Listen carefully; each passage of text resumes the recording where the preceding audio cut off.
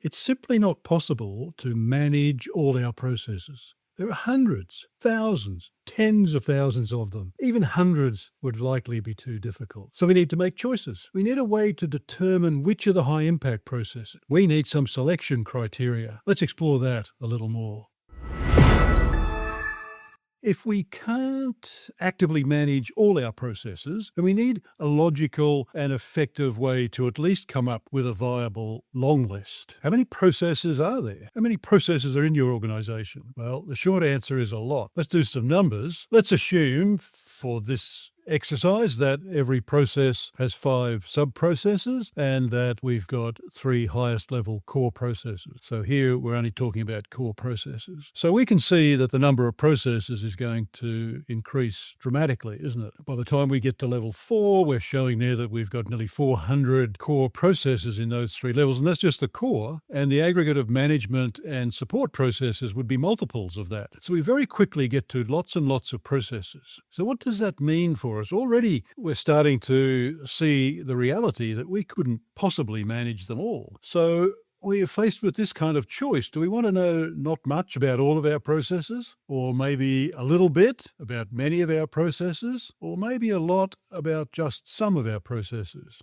And they're the only options we've got. We can't, you might be thinking, well, it would be good to know a lot about all of them. I don't think that's even possible. So it's the third option there, knowing a lot about some of our processes, that I think we inevitably end up with. Even if that wasn't our conscious decision, there are resource limitations that takes us there. So we need to know a lot about some. Some? Which ones? That's what this video is all about. So which processes should we actively manage? That's the key question, because if we're not actively managing the right processes, how can we get the best results? That begs another question, of course. What do we mean by manage, and particular actively manage? Well, that's what this whole Process Insights video series has been about, so I'm not going to try and rehash the 39 other videos, but just a very quick summary, and there are videos attached to all of the images that I'll show now. We need if we're going to actively manage our processes, we need a process architecture, a hierarchical view of the processes. I'm showing them here in PowerPoint pictures, of course, and that's not the way to manage processes. That's just a presentation technique. This is a hospital. You can see that we're showing 4 highest level core processes. The top one, care for patients. We could drill down. Here we're showing another 2. So here are 3 levels of process. So we need to have this level of understanding about our process architecture, about the set of processes that are delivering our products and services and experiences. And then for the ones that we do select from that set, from the architecture, we want to have a pretty detailed body of knowledge about that process. I call that here the Process Management Information Library, the kind of management record of the process. What is this process? How is it performing? How could it perform? How should it perform? All of those questions. What are its issues? What's happening in the environment? What's changing? It's really quite a profound body of knowledge about the process that we're trying to actively manage. And we can't do that management unless we've got that knowledge. Otherwise, we'd just be guessing. And then active management of a process comes like this in that top layer there. We're talking about creating the process architecture, identifying the processes. And then the other 2 steps, which are going to be iterative, we're going to define what good would look like, what is the performance, and then we're going to track against that performance, looking for performance gaps, which might be opportunity gaps or a problem gap, and the problem might be emergent or it might be an existing gap. And then we make decisions about that, about whether we're going to close it or not. And if we've decided it needs to be closed, then we'll get on and do that. And then we'll keep measuring and testing to make sure that that's happened. So we're doing a lot when we're managing a process properly, in my view. So the good news is that we don't have to manage the thousands of processes, even if we wanted to. So I think about it like this in this the process priority pyramid, I call this. If you look at the bottom level there, we've got all the unknown processes. I mean, it's processes all the way down, isn't it? So it says there's thousands, but really it's kind of tens of thousands if you wanted to go down deep enough. A level up, we start getting into the real world. Now we've got named processes. So I would think of these as the processes named in a process architecture. That'll grow over time, but, of the order of 300. My experience is putting process architectures together with organizations. If we include management core and supporting processes, and we're down 3 levels, it's somewhere between 250 and 350 processes. So 300 order of magnitude. Now, some of those processes, only some, we'll document, and that's classic modeling, of course, but all other documentation as well related to the process, as we were just looking at before. And it's documented for a reason, not just because it's fun to do. So we might be automating, or there's some regulatory requirement, or we use it for training purposes. So we need a good reason to document, because that's a major expense, isn't it, that we spend on modeling and doing other forms of process documentation. And how many is that? Well, I think it's of the order of 100.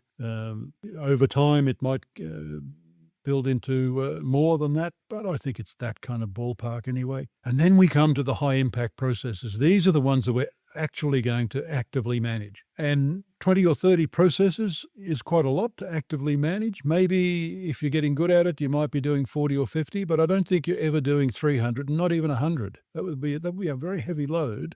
Props to you if you can do that and do it properly.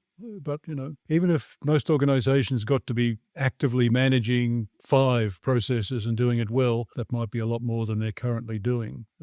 So the good news is we do only need to manage the high impact processes. But of course, that begs the question, how are we going to select those HIPs, those high impact processes? And we need to have a way of doing that that's reasonably flexible and comes up with a good result. Now, what do we mean by high impact? That would be a good place to start, wouldn't it? So I think of that as it's a process that has a high improvement potential because there's a problem, or because there's an opportunity to do something different, or there will be a high impact if that process had poor performance. And you might find both of those apply, or just one. So this is what we mean by high impact. And that's a bit vague, I understand that.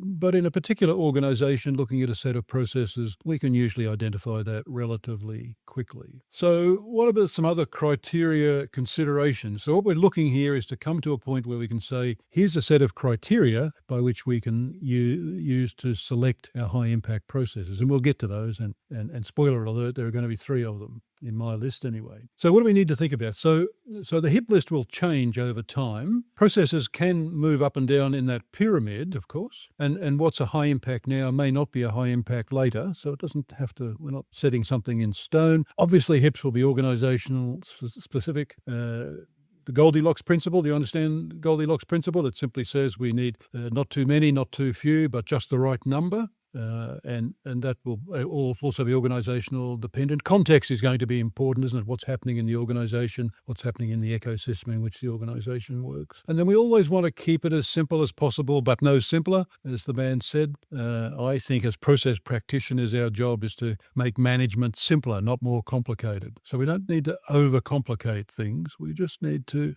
make it easier for managers to manage. That's what we're trying to do. So I've thought about this a lot, and I've had all sorts of different views about how to do it. Anything from, just pick a bunch, get people to vote. Certainly when you're starting, probably not hard to pick the first few. And I probably started out on this kind of journey thinking, wouldn't it be nice if there was some kind of algorithmic way of doing this? You sort of at least notionally feed your process architecture into something and out pops a list of high impact processes. It's not like that. There are no silver bullets. But I think we've come up with some useful criteria, and this is the 3 that I've got, and I'll go through each of those in turn in a moment. So we're going to select all the level 2 core processes. There will be some processes that are special or in some way unique to the organisation, and then I've allowed for a wildcard entry. Let's have a look at each of these in turn. So all of the level 2 processes, I think, this is the main selection criteria, at least for the long list, the initial long list. And the level 2 processes here, this is back to our hospital. Care for patients is the highest level process, and all the yellow ones there are level 2 processes. So I think we can just say, by default, include all of the level 2 core processes, all of them. Then we can say, for our second criteria, is there anything in management or support that is particularly important for us or unique to us? Unique in inverted commas, because it won't be unique across the world, but special to us, something that's... So we take this is the extract from the hospital again. So you see a support process there, minimise infection risk. Obviously, that's a pretty important process in an organisation. I'm the process guy, so the management process up there, improved performance, which is in all of my process architectures, I think that's important as well. I mean, that's the process of process management and improvement. So, of course, I'd want to put that in every time. And then the third, selected. So we've said selected for the second criteria there. We're selecting them from management and support. So what does that mean? I mean, maybe we need some guidance about that. So it's in some sense it's unique, or it has great performance potential, or there's lots of activity going on around it at the moment. Maybe the impact of failure would be enormous. We just can't let it fail. Often there might be some just straight regulatory imperative. You just have to manage this. It's part of regulatory compliance. Or maybe there's something about the process that's changing internally in the organization or in the context. So we're not going to pick lots and lots of processes from that second criteria, but we'll use these kinds of selection terms to just get, maybe it's, might be a handful at most. So we're not going to pick the obvious ones that everybody has. We're just going to look for something that really should be included. So that's given us selections from core, management, and support. And then as a third criteria, I've really just said here anything else that you think is really important. And how would you select that? Well, there might be a whole range of reasons for it. There's a whole bunch of them selected here to do with customer impacts or the number of staff involved. I'm just leaving this open, and I wouldn't see us selecting lots and lots here. We're getting a long list, but it's a shortish long list. We don't want 100 processes. We want 20 or 30, maybe something like that. But if there's something that stands out that really needs to be managed actively, at least in the short term, then this third criteria allows us to do that. Okay, so let's apply that here. Now, this applies it to university process architecture, and you can see those level 2 core processes with the ticks on them. We've selected all of those. And then criteria 2 might have picked out of support, process down the bottom, manage student life cycle, pretty important for a university, and then engage alumni, also important university process that's different and unique to university world anyway. Then up the top, there's a process that maybe it came out of criteria 3 because there's lots of change going on, for example. So there's a process up there called manage change. So that's given us 24 high impact processes. That's not too bad. We could get to that point with that initial long list, but at least now we're dealing with 24, not 200. So we could take some out. We could add some more through criteria 3 if we wanted to. And we've still got 24 or whatever we end up with. So we're not going to deal with all of those at once. That's too many. I'm always encouraging organizations, if you're just starting, to maybe pick 3 or 4 or 5 processes and get those under active management so you can learn how to do it and demonstrate it, etc. So the classic pain gain analysis, now you can apply that to 24. Now you might think, well, we could have done that to start with. Well, it's very hard to apply pain gain analysis to hundreds of processes. So we have to cull the field before we can actually do anything useful pain gain. And we've got our short list of HIPs now, the 24 from that example, and we're intending to actively manage all of them. What we're doing here now is just saying, okay, which ones are we going to start with? Are there limitations? You could think of them as limitations, but I think what I'm going to talk about here now are actually enablers, not limitations. So it's not a formula. There's no, just put it in one end of an algorithm and the list comes out the other end. And that was never going to be true. And then there's all these things that you need, a process architecture and lots of engagement and discussion and debate. We need good governance. We need to be able to make decisions, but they're hardly limitations, are they? If we're in the process business, we need those anyway. So I don't think we've got limitations there. I think this is enablers. And it's so often is the case when we're pulling together process-based management as a management philosophy in the organization, the conversations and the arguments and debates that happen along the way are just as powerful as the outcomes. So let's bring all that together. We certainly need to focus and we need to prioritize. We can't be managing hundreds of processes in that active way. So we've got to make wise choices. We can't get optimum performance if we're improving the wrong processes. Is it 20 or 30 or 40 or 50? I think it's of that order in terms of number of high impact processes. Prove me wrong and manage 100 of them, but do it well and I'll be impressed. But I wouldn't start with that number. We can be very agile and flexible about the HIP list. We don't need to set it in concrete. As I say, an incremental rollout. Don't try and start with 30, start with 3. It's all under continuous review. And the point of the exercise, as always, is that we're delivering optimum PVBB. Check the video. Proven, valued business benefits. Benefits to the business, valued by the business, and proven with data about which there's no dispute. That's what it's all about, isn't it? When we're doing process-based management, it's about improving organizational performance in ways that delight everyone, and we've got no argument about what was actually delivered. I hope that was useful for you.